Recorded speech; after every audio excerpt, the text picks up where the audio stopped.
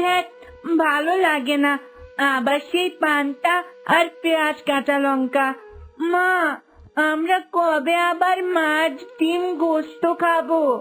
রোজ রোজ এই পান্তা ভাত আমার খেতে ইচ্ছে করে না মা। কি করব বল, ঘরে যে শুধু চালটুকুই আছে। তোর বাবা যে আজকাল নদীতে একদম মাছই পায় না।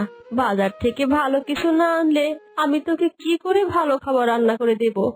কেঁদো না মা, এই দেখো আমি পান্তা ভাতই খাচ্ছি, তুমি কেঁদো না। কবি আমার কপাল, আজ আমার কারণে সংসারে এত অভাব। রতন এই কথা বলে কাঁদতে কাঁদতে খাবার থেকে উঠে পড়ে। কি হলো, ভাত ফেলে কোথায় যাও? দেখি কি এ বেলা যদি নদীতে কিছু মাছ পাই। তাই বলে না খেয়ে যাবে? না ফুটনের মা, যতক্ষণ না আমি নদীতে গিয়া মাছ পাবো ততক্ষণ এই ভাত আমার গলা দিয়ে নামবে না। কাশেম নদীতে যাওয়ার প্রস্তুতি নিচ্ছে।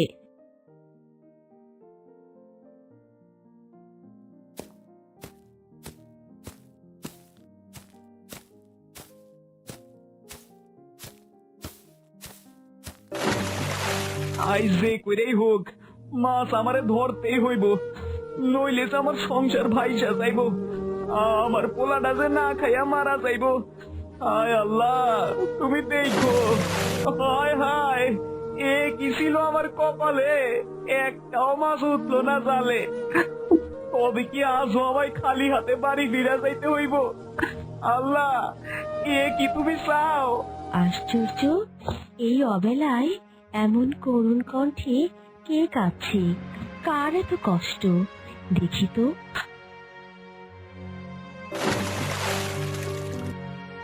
এই তো, এই জেলেটা কাঁদছে, কিন্তু কেন দেখি তো গিয়ে।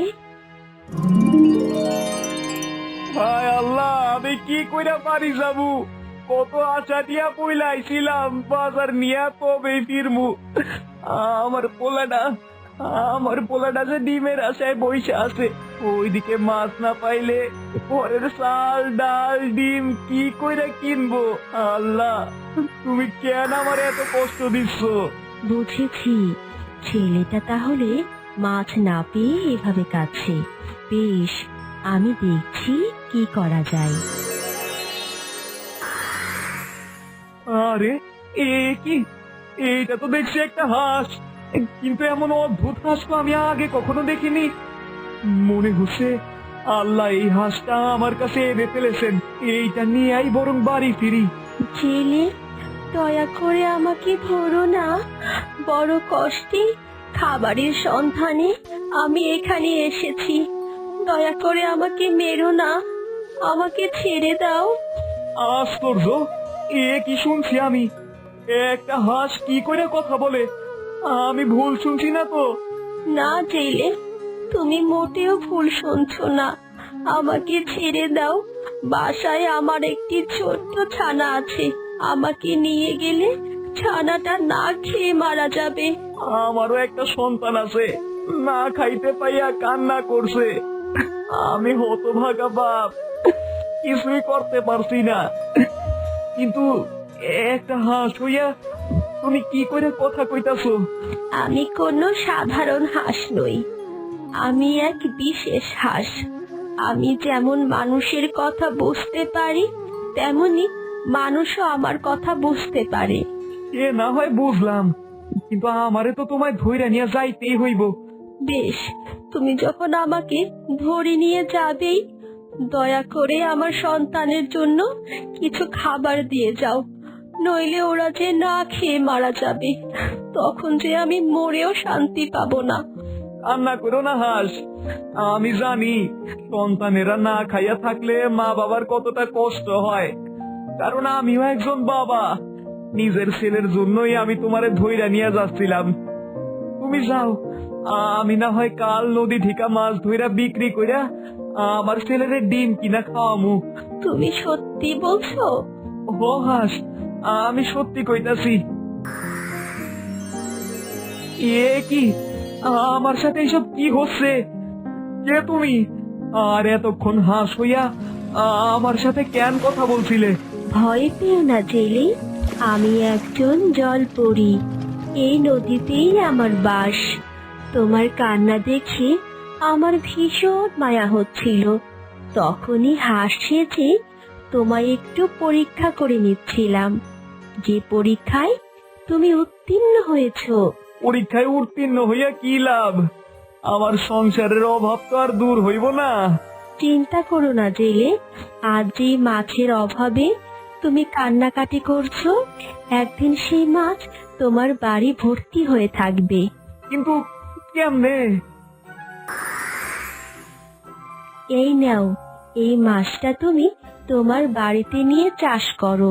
দেখবে কিছুদিনের মধ্যেই এই মাছ চাষ করে তোমার সব অভাব দূর হয়ে যাবে। কি কইরা মাছ চাষ করবো? আমার যে কোনো পুকুর নাই, আর বাড়ি বলতে আছে তো একটা শোবার ঘর আর একটা রান্নাঘর। ওইখানে আমি কি কইরা মাছ চাষ করব? কেঁদো না জেলে, আমি সেই ব্যবস্থাই করছি। এই নাও, এই কলসে মাছটা রেখে তুমি তোমার রান্নাঘরে রেখে দিও। এই কলস আর তোমার পরিশ্রমের জোরে তোমার সব চিন্তা দূর হয়ে যাবে। এতক্ষণে তোমার বাড়ি ফেরার সময় হলো। ওইদিকে যে ছেলেটা না খেয়ে ঘুমিয়ে পড়লো।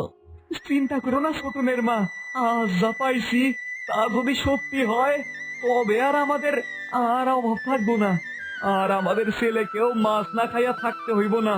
কি বলছো এসব? কিছুই তো বুঝতে পারছি না।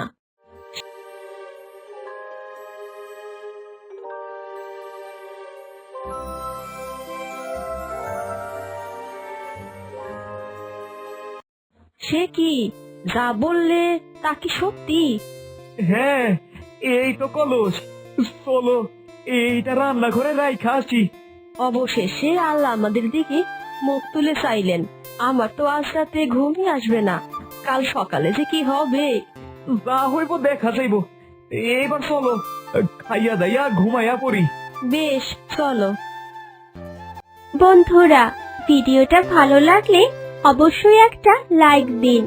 আমাদের ভিডিওটা কেমন লাগলো কমেন্ট করে জানাতে ভুলবেন না। আর নতুন নতুন ভিডিও পেতে এখনই চ্যানেলটিকে সাবস্ক্রাইব করুন। ধন্যবাদ সবাইকে।